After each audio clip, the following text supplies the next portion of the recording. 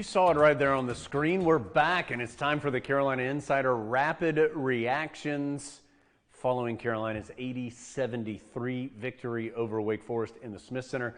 I'm Jones Angell. Over there, that's Adam Lucas. CB McGrath's going to join us in just a second, break down a couple of key points from this game. And Adam, the first 10.5 minutes were unattractive for the Tar Heels. They were 3 of 16 from the field with 5 turnovers in the first 10.5 minutes. The last 29.5 minutes, the Tar Heels shoot 56% from the floor, have just 7 turnovers in that time period, and maybe some of Carolina's best, at least offensive basketball of the season. What a study in two different teams trying to win the game two different ways. Wake Forest just chucking away from three-point range. Carolina continuing to pound it inside. Tar Heels only attempted 1 3-point shot in the second half, but they didn't need to because they kept getting the ball a little closer to the basket. That was enough to survive. The Deeks just on fire from three. 80-73, again, the final. Adam, it feels like, before we get to your rapid reactions, felt like another little step forward here. It's 4 wins in the last 5 games for the Tar Heels, and I think particularly in the last 3, even with one of those being a loss against Florida State, there's some things that you can say, hey, the Tar Heels are doing that better now than they had been at earlier points of the year. I think this was a must-win for Carolina, and the Tar Heels did go out and win it. It's an interesting Carolina team because there's not that one dominant scorer, but you can get points from a lot of different places. Caleb Love leads the Tar Heels tonight with 20. That's the 6th different player to lead Carolina in scoring in the last 6 games. So balanced scoring, not just one guy doing it all offensively. All right, this is called the Rapid Reactions Carolina Insider. We need to know Adam's Rapid Reactions. Let's check it out.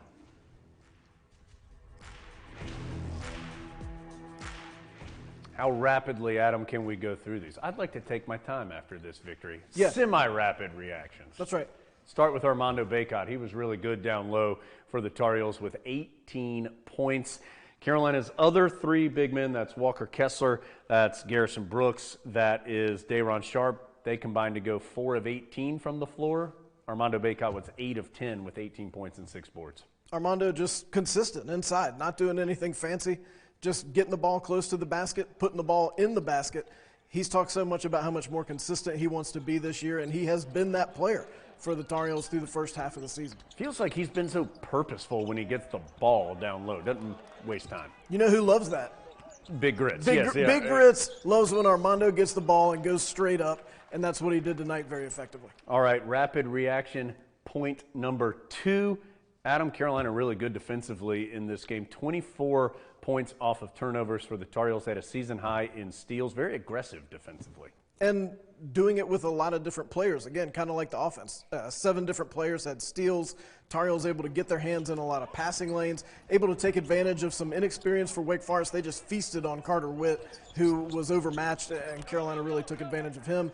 But when your offense isn't always clicking in the half court, this is a great way to get some easy points, and Carolina did that, getting out and running in transition. Yeah, it's a great point. Carolina was able to finish in transition. Even somehow R.J. Davis able to finish that one. That wasn't called a foul. Yeah, well, of course not, Adam. And nice finish here also by Caleb Love. Certainly no foul on that one, but he did throw it down. And was that a raise the roof there? Well, that got a lot of, that was appreciated on the sideline. He's going to hear about that one because Roy Williams made a careful note of the raise the roof.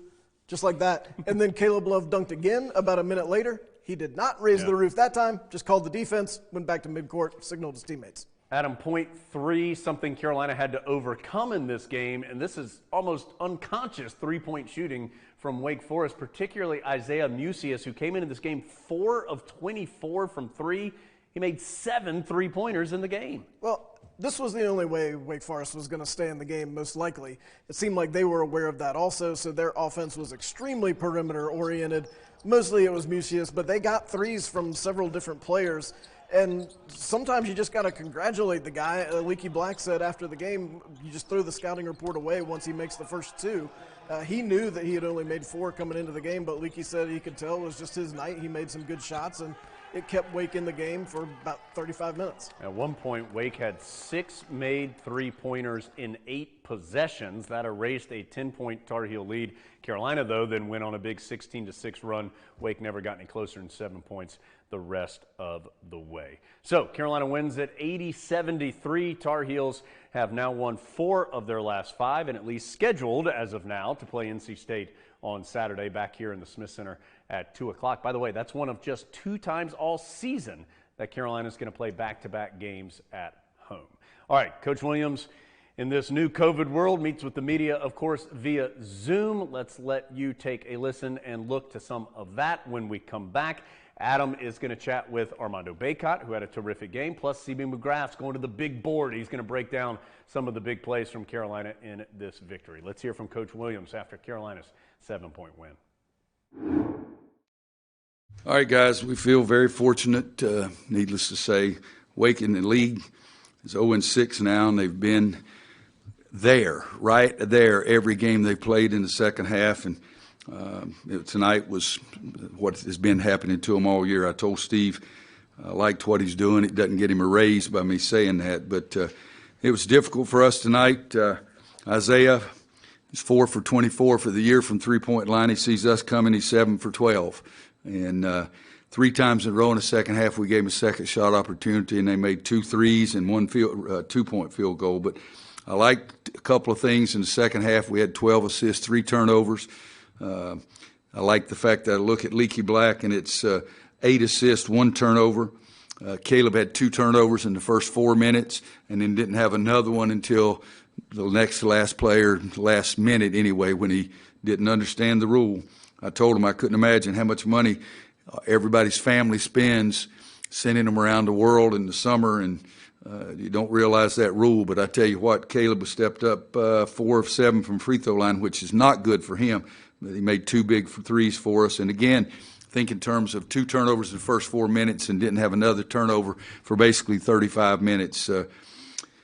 Second chance points, I hate it when the other team is 18-9, but I do like the fact that we had 12 turnovers and they had 20. So we had more points at the end, and that's the biggest difference. Just to go back to Caleb, you've mentioned how at points in this season he's been so concerned with his shot going in that some of the other parts of his game suffer or struggle. Have you noticed that he's getting away from that mindset a little bit as he does pick up on some of these defensive teachings and improves on that end of the floor? You know, guys, he's a freshman. Who knows what freshmen are thinking all the time, but I know that he's coming to practice every day and he's trying hard. He's getting a lot of shots up, and in the shots, when we do the shooting drills, Kerwin usually beats him, and the second guy on our team is either Andrew or Caleb. And so he's been shooting it well in practice, and he's been really working at it. I mean, you saw after one of our games, he was still here at midnight working on a shot. So he's working at it, and just a tremendous young man. But I'll give you guys a lesson. You can dribble the ball. If you fumble it, you can pick it up. You don't have to get down a stance and try to shield somebody coming in there. You can pick it up, but you can't dribble it again. And so that's something that that hurt his feelings there at the end. But still, you look at that line, 7 for 12, 2 for 3. He's usually one of our best free throw shooters also by far. And he just missed some of them tonight. But I hope he feels good about the way he played. Ross Martin. Hey, Roy, you mentioned Bacot, 18 points, 14 in the second half. What did you like from what he did? And do you think you're getting your post guys enough touches, or are y'all getting enough touches you would like down low? No. I'd like them to get the ball every single time, because then they're going to get fouls, and at the end of the game, I mean, guys, think about this. This is not the half. At half, Wake Forest post players had 0 fouls. That's not good for us. At the end of the game, 33 got his 4th foul, and we've won a lot of big games, national championship type games, with the other team's guys, players in foul trouble. So if you throw it into the post guy every time, they throw it back out. Those shots are usually more open, but you got a better chance to get fouled. And if you can play at the end of the game with the other team's best players, you go back to even Stanford. Their leading scorer stayed on the bench most of the game. And so that's part of our philosophy, and I don't think that our post guys posted up strong enough or low enough. We got to get Armando to quit grabbing and pushing, because he had 2 turnovers just pushing somebody, and you can't do those kind of things. Just play basketball. Okay, we got time for a couple of more here. Andrew and then Adam. Andrew Jones. Yeah, Coach, the team didn't come out of the tunnel until about 50 seconds or so were left on the clock at halftime. What did you like the energy early in the second half? Was it a stark difference from the first half, and what part of their game was a lot better as a result of whatever it was you told them at halftime? Well, what we did is we got together in a circle and held hands and sang Kumbaya. That's what we did at halftime. But, you know, Andrew, it's the biggest thing is you shoot 55% in the second half because you get better shots. You know, Caleb took one running, one-hander, leg up, looked like an old man shooting the ball on the left side, and one other bad one. But other than that, most of our shots were very good shots in the second half. We had a lot of things to talk about at halftime. I think the second half warm-up is the most overrated thing in college basketball, except for timeouts, of course. But we talked about the mistakes that we had made, talked about challenging our big guys to get posted up lower, to be more effective, be stronger. I think, I'm looking at Armando was 8 for 10. Did he miss 2 shots in the first half? And 2 for 3 in the first half. Well, he missed 1 shot both halves. So in the second half, he was 6 for 7. That is one of the things we talked about, our big guys being stronger, going to the basket with the ball because they had 0 fouls. And we talked about the turnovers. So I think the biggest thing in the second half was our lack of turnovers. Joined now by Armando Bacot, just outside the Carolina locker room. Armando, 18 points tonight. Big difference team-wise, first half and second half. What was the difference for Carolina that was made at halftime? Man, Coach Davis, he just went out there at halftime and gave us a pretty touching speech and just challenged us and told us to just go out there and just – they shouldn't have to ask us to go out there and play with effort. So G brought us in the huddle before we went out in the second half and just told us we all just need to go out there and play hard. That's what we did. But, I mean, it really shouldn't have to come to that, though. There have been some slower starts this year. What do you think is behind that? I mean, Adam, I wish I could tell you. I mean, it's just frustrating because I just know, like, we're so much better than how we've been playing. And, I mean, none of us are really happy with this win because we just know. I mean, you see it, too, yourself, just even in the preseason, just how good of a team we can be. And we have not even tapped even 20% of that, I believe. But a much better second-half performance. Yeah. What was different in the second half as Wake's firing up all these threes? The Tar Heels just continued to pound it inside. Why was that so effective? I mean, we just played that kind of vintage UNC basketball, just fast-paced. Like, they're going at us and we can go right back at them. And just we feel like we're more talented than them and we can just go out there and outscore them. So that's what we try to do. You talked a lot during your freshman season about how much more consistent you wanted to be. You have been more consistent this year. Roy Williams has even said you're probably the most consistent player on the team. What's the difference? I mean, just not getting too high on my highs and not getting too low on my lows and just going out there and just being confident. I mean, I feel like I'm one of the best big men in the country, and, I mean, I feel like I can go out there and play that every day. Wake's not a big team, but they did a good job on the backboards. They were ahead in the rebounding battle for most of the game. Carolina eventually won that. What were they doing to keep the Tar Heels off the glass? I mean, they did a good job of just getting the long rebounds. Obviously, they got up a good amount of threes, so they did a really good job of getting a lot of long rebounds. I mean, they put an emphasis on boxing us out, just taking 5 guys to the glass and boxing us out and keeping us off the offensive glass. You talked about not being happy with this win. What do you want to do between now and Saturday to maybe start that game off a little differently? I mean, we're fired up. Obviously, we lost to them last time, and we can't let that happen again. We won't let that happen again. That's Armando Bacot in the Carolina locker room. Armando, thank you. So, 80-73, the final score. Carolina gets the win over Wake Forest in the Smith Center. Tar Heels needed that one. Now 9-5 overall and 4-3 in conference play. And we've talked about it, we've looked at it, we've studied it. Now for an expert to break it down. That's why CB McGrath is nice enough to join us, former Tar Heel assistant coach. And CB, Carolina gets the win over Wake, and a lot of different ways the Tar Heels did it, but it felt like their defense in particular was important tonight. Yeah, I definitely agree, Jones. I thought they were really active defensively, especially with the guards. Big guys did a nice job inside.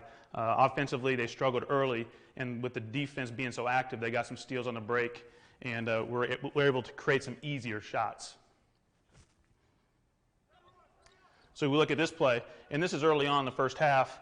RJ does a nice job of getting the ball, sort of deflects it from the Wake Forest guy. Dayron gets the ball. Now, the one thing about Carolina every day in practice, I know we've talked about this before, is they will, let me get my screen up here. Never mind. Anyways, Dayron can get the ball, and in practice he'll lead the break, and so RJ will come out here, Andrew will come out here, and then they want Dayron to be able to make the play. And so let's see what happens. He does a nice job, makes an unbelievable pass for a big guy. But, you know, he works on that every single day, and we get on the break, we score an easy one in transition, even though he got fouled. Now, this was our first three of the half. And we had some nice ball movement, some cuts. When Armando gets the ball now, he's going to look this way. Leakey's going to cut back door. Obviously, Kerwin comes up here. But all this movement gives us a chance to get an open shot. Obviously, making threes is what we need to do. We didn't shoot that many. We got the ball inside quite a bit. And so we'll run it now. Armando does a nice job passing. The cut by Leakey knocked off Kerwin's defender, got the wide open three. This is not going to show up in the stat sheets, but in the second half, Leakey started on number 4, Williamson. He had 14 points in the first half. He sort of kept him in the game. Leakey does, so you'll see up here the shot clock. There's 5 seconds on the shot clock. They want to get the ball to Williamson. Leakey's out there not letting him get the ball. 30 gets stuck with it, doesn't know what to do, and eventually they get a shot clock violation. So that's not going to show up in the stat sheet. It's going to show up as a turnover, but it's Leakey's defense that created the turnover. And you see here, they pass it over to Masood, and at that point, wasn't aware of the clock. You're right, so that forces the turnover. Well, yeah, because Masood's not used to doing it late clock situation. Now here, late in the game, this is a big play. I can't remember if it was maybe a 6-point game or whatever, but we got Leakey in the press. He has his back to the ball, hoping to help on anybody that's cutting to the ball. Garrison has his man covered. Caleb has his man covered. RJ's man's going to come running in here. RJ does a nice job stealing the ball and saving it, and then I think it was Leakey that did a nice job passing to Armando for the dunk. So there's RJ. Did not step out of bounds, just threw it back in bounds. Luckily it went to Leakey, and then gave it to Armando. Armando had a big game. That was a big play. I think that made it a 10-point game, but I'm not real sure. And so obviously tonight the defense was much more important than it has been, or I guess I should say better than it has been, and we needed it because we didn't shoot as many threes, but we did get the ball inside. CB, how good can this team be in kind of that pressure defensively? It feels like the personnel may lend it to be good in that kind of style of defense. I know you don't want to do it all game, every game, but it feels like this could be a good team in that regard. Yeah, I agree. I mean, we got a lot of pieces that we can put in there and play a lot of different combinations and a lot of different minutes, and they're really active, and they're starting to understand each other, and they're starting to understand the defense that coach wants them to play. I mean, we got a lot of new guys in there, and it takes a while, and I thought they did a nice job. Obviously, they forced 20 turnovers and had 12 steals tonight, so, you know, a couple season high in that regard, but they did a nice job of finishing on the break, too. CB, Carolina fans are used to seeing other teams hit a lot of three-pointers. Was this a case of Wake Forest exploiting something in Carolina's scheme, or is this just one of those nights where the other team gets hot and there's not a lot you can do about it? Yeah, I think you guys said it. Musius was 4 of 24 on the year. A couple times he picked the ball up off the ground after we almost stole it or something like that and just make it. It's one of those games that, you know, he just caught fire. He saw a couple go through the basket and it sort of kept on going. You know, I think Leakey did a nice job early in the second half because Williamson had made some threes in the first half, and so then Musius started scoring, and so then Leakey switched over to Musius and sort of, you know, calmed him down a little bit from there. But, you know, it was just one of those games. You know, I think nothing in particular. You know, it wasn't. Yes, I think that Wake thought they could get threes against Carolina, but you don't necessarily know you're going to make the threes, and they did make the threes. It all adds up, though, to a big Tar Heel win. 80-73, the final score. Carolina, again, now winners of 4 of its last 5. So Carolina back in at the Smith Center, at least on the schedule, on Saturday. State has had some COVID problems here as of late, has not played in a bit. So certainly keep your eyes and ears open for any potential changes there. But as of now, Carolina expected to be back on the court in the Smith Center, 2 o'clock on Saturday. Radio-wise, we'll be on the air at 1 p.m. for Carolina and NC State. For now, we say goodbye. Thanks so much for joining us here on the Carolina Insider Rapid Reactions.